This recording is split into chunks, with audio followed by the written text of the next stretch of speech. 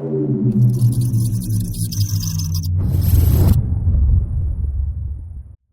everyone.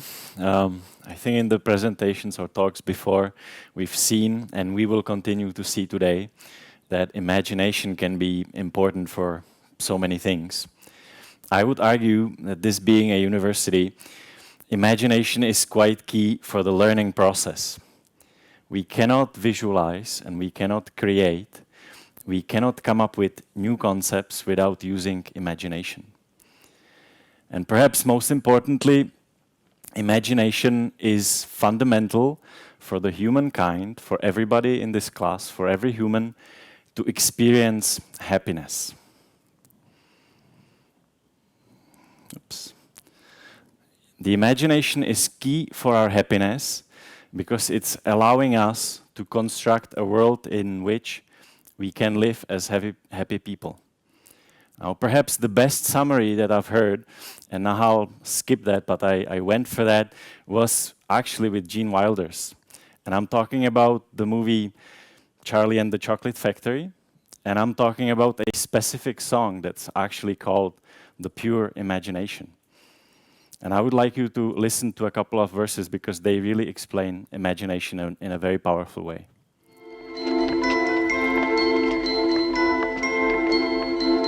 If you want to view paradise, simply look around and view it. Anything you want to do it. Want to change the world. There's nothing to it. You heard Gene Wilder, or Willy Wonka, say, if you want to view paradise, just look around and view it. Now, he's not talking only about the chocolate fountains and about the little Oompa Loompas running around and the flowers made of candy. He's actually talking about the imagination, being able to create the reality around us into something that we may call paradise. And also, he's saying, if you want to do something, you can do it. There's no limits. And earlier in the same song, he's saying, we will travel the world of my creation. So ultimately, Gene Wilder and Willy Wonka are saying, once you imagine something, once you come up with a concept, it is already real. There is no boundary between your head and between the existence of that concept. So in this equation, we can all be happy, instantly, immediately, right? We can just say, I will imagine myself living a happy life, and we will start all running around and living these ultra-happy lives, right? Or maybe not, maybe not. Maybe there are impediments, there are blocks that actually prevent us from realizing, from computing this equation. And those are the things that I would like to talk about today, in part. Once we start studying, once we are being brought up by parents, already we are experiencing some sort of conditioning. Now, the educational system and what the parents are trying to help us with is our ego, is our personal growth, is an achievement, our achievements that we will strive for. And this is something that's very ego-focused. And the second thing, it is all focused on achievements. And you remember that when you were little, your parents would say, you know, one day you have to become something, or maybe even somebody. And you have to study because then you get that paper that says, you know, it's written there, you are something or somebody. And since kindergarten, you also challenged for competitiveness. Everybody heard it, you know, in kindergarten, the teacher says, kids, who's gonna be the first to run inside the classroom? And they all run. And they're happy because they're getting there. But they start quickly to notice that it's always the same person that gets there first. It's the fastest one, right? And then there's the elementary school, and they tell you, math problem, 10 minutes, go quickly, you know, solve it. And the kids are all nervous, and they go, 2 + 2 is 5, and you know they make mistakes, and it's all horrible because they get punished for the mistakes, right? And we condition the kids to be nervous because we are preparing them for the world that's existing today.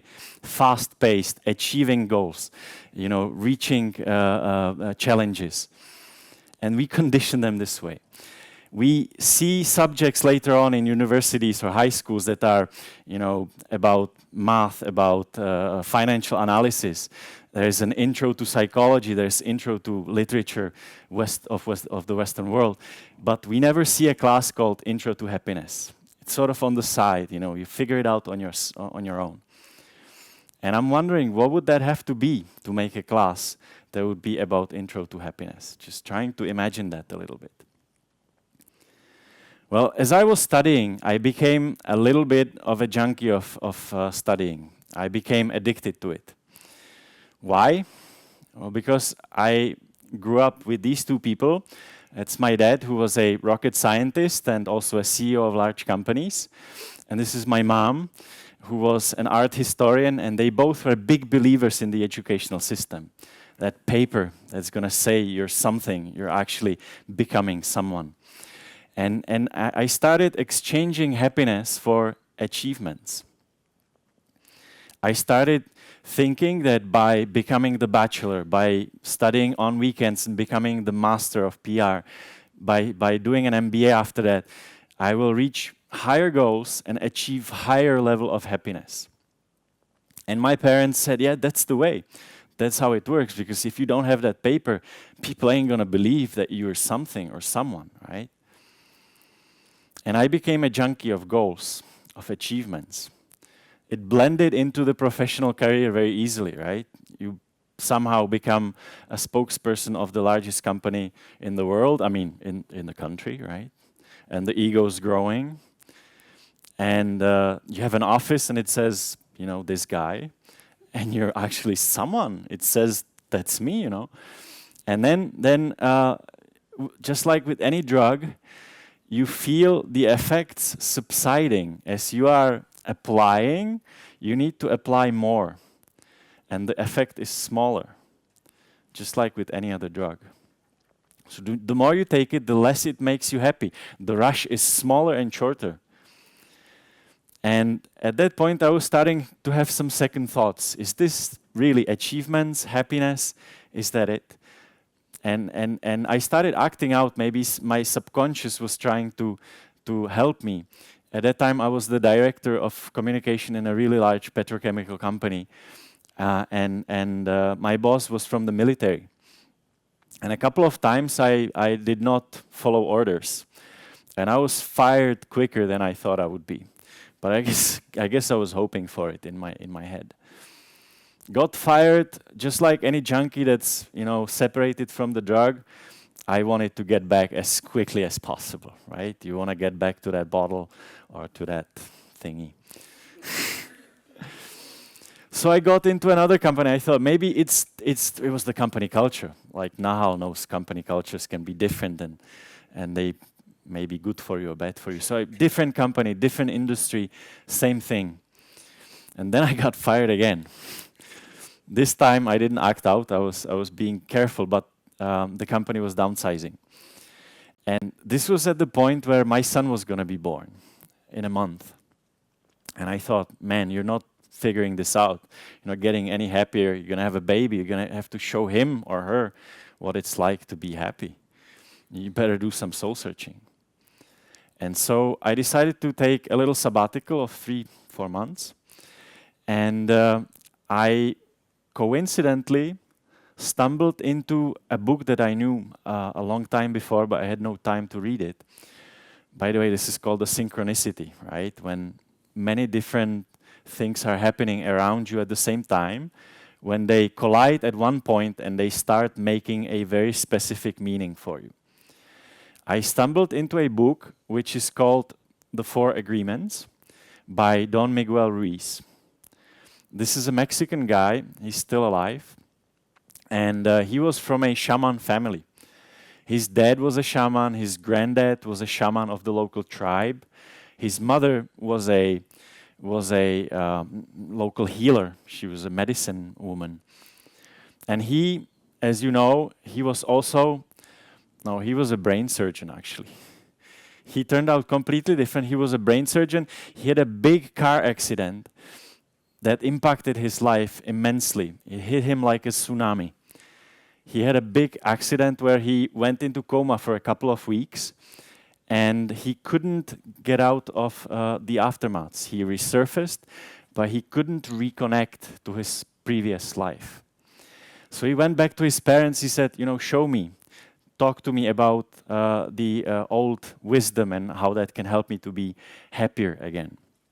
And he was with his dad, and they put him into trance, where he would, discuss with his father all these wisdoms. And he wrote a book called 4 Agreements, which essentially are 4 fundamental, easy building blocks to personal happiness.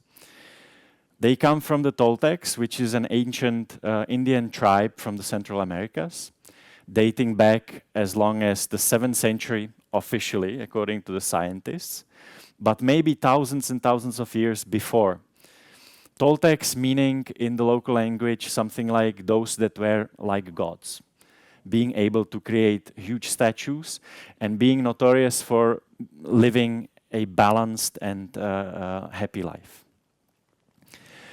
Now, these 4 agreements are based on a simple notion that the word is the creation. If we can imagine something, we turn it into the words and we create.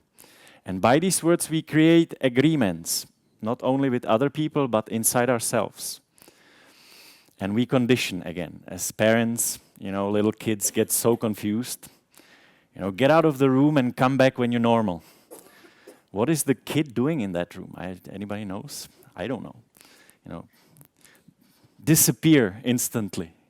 Or the best one is, I remember specifically to me, calm down immediately. When a kid is having a tantrum, this is a difficult task for a skilled yoga master to calm down instantly. It takes 5 to 10 minutes to, calm down. And it's not only these laughable agreements that we form. It's more serious. You will not achieve that. Don't do it this way. Don't be like that. So the first tip to happiness is be impeccable with your word. Use it for good.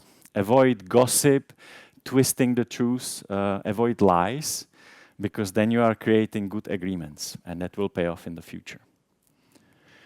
The second agreement, perhaps the most powerful construct in the universe, is assumption. Something that we saw in the TED Talk video that we saw before. I had a little story about a friend of mine. I was living in a neighborhood where he was going. And he said, I need to find this house because I need to pick some things. And I said, yeah, fine, if you get lost, just call me. So he's on the phone. He's saying, I'm driving the street, and I'm saying, yeah, so there's going to be a bakery, then there is a small shop, and there is a parking place, and then you see the building that's there. And he was like, well, I drove through, and I didn't see it. It's not there. I said, well, you're going north or south? Tell me, describe. And it's describing exactly the buildings that I knew that were there. And suddenly he says, oh, wait, it is here. And I say, why did you not see it? And he said, well, I assumed it would be completely different. It would look different.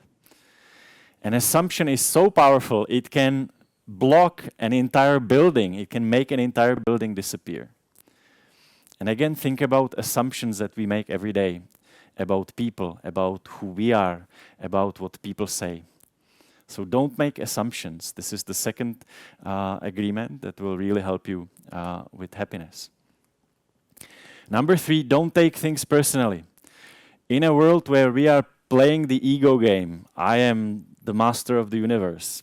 Anybody dares to, interfere with my bubble. Surprisingly, what people say around you has nothing to do with you. It's actually a reflection of their universe, their creation of reality, and perhaps their bad agreements that are already inside them.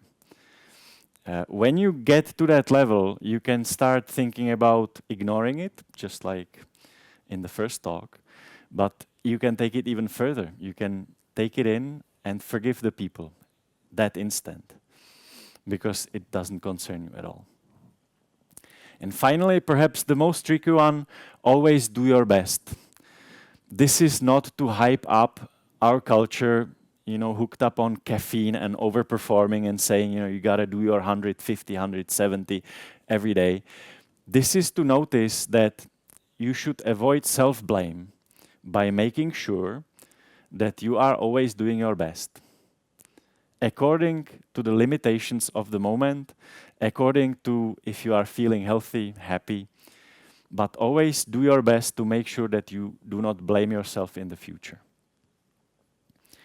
Finally, I would like to talk about the most powerful concept of the Toltecs, and that is the game between the ego and the soul. You've already seen that the ego game is self-importance.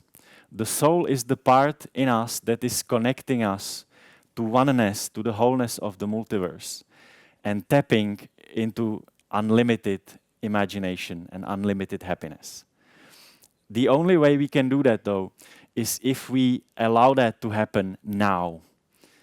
The Toltecs are claiming that people that live in the past are nostalgic, and the people that live in the future are always worried because they are confronting reality and hoping if their future plans will actually come to life. If you don't live the moment, then you cannot achieve happiness. The way that was an opener for me, an eye-opener, was when my son was born. That's 80 billion human cells that know perfectly what to do and how to be happy without any advice. And the moment I heard his laughter, this was the tinder that started the fire, thinking this is where I have to focus. I see my little son focusing, being in the trance of now, and I almost see the aura around him, how he is absolutely absorbed in happiness. And this is what I try to emulate and live with. Piggy pig. Piggy pig. Piggy pig. So my final advice, live now and tap into that happiness that you can have. Thank you very much.